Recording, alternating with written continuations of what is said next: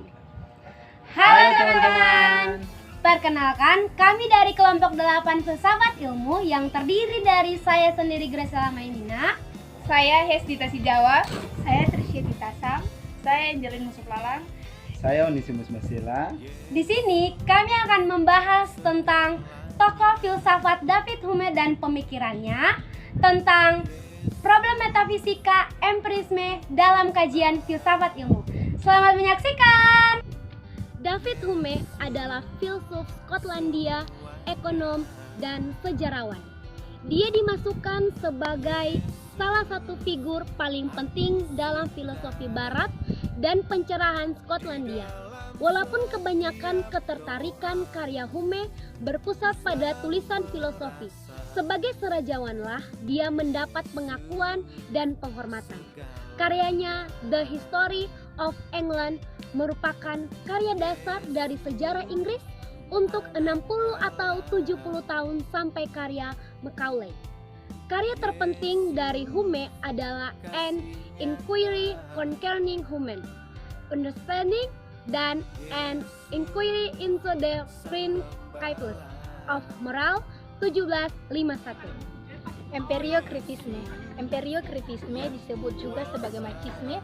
Pemikiran filsafat ini merupakan gabungan dari sifat subjektif dan idealisme. Marxisme pertama kali dirintis oleh Evanerius dan Marx. Gagasan pokok dari marxisme adalah menghilangkan konsep substansi, keniscayaan, dan kausalitas dari pengertian mengenai pengalaman. Marxisme membuat pengalaman menjadi sesuatu yang bersifat a priori. Penetapan kedudukan pengalaman ini bersamaan dengan penetapan konsep dunia sebagai kumpulan jumlah elemen-elemen lateral atau sensasi-sensasi.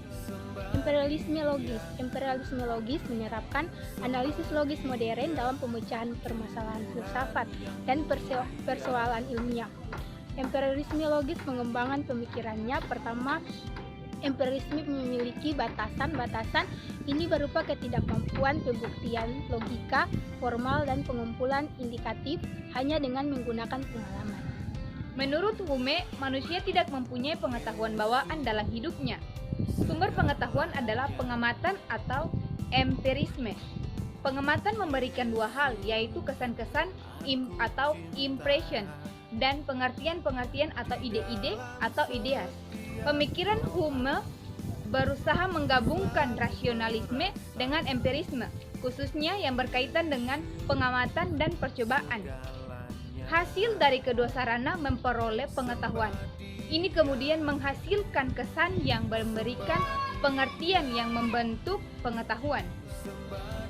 Hume juga membagi empirisme dalam beberapa bagian, yaitu empiriokritisisme, empirisme logis, dan empirisme radikal. Empiris radikal merupakan aliran empirisme yang meyakini pengalaman indrawi dapat mengetahui asal dari mana semua pengetahuan. Semua jenis pengetahuan yang tidak diketahui asal melalui pengalaman, maka pengetahuan tersebut dianggap bukan pengetahuan. Pemikiran ini menimbulkan pertentangan dalam filsafat dan persoalan.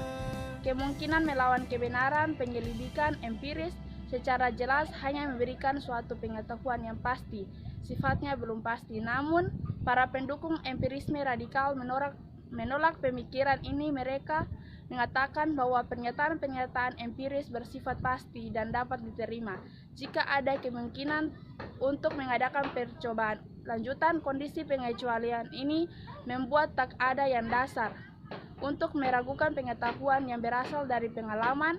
Dalam kondisi pengecualian ini, kesan yang timbul bukan perasaan tetapi keyakinan. Demikian hasil presentasi kelompok kami.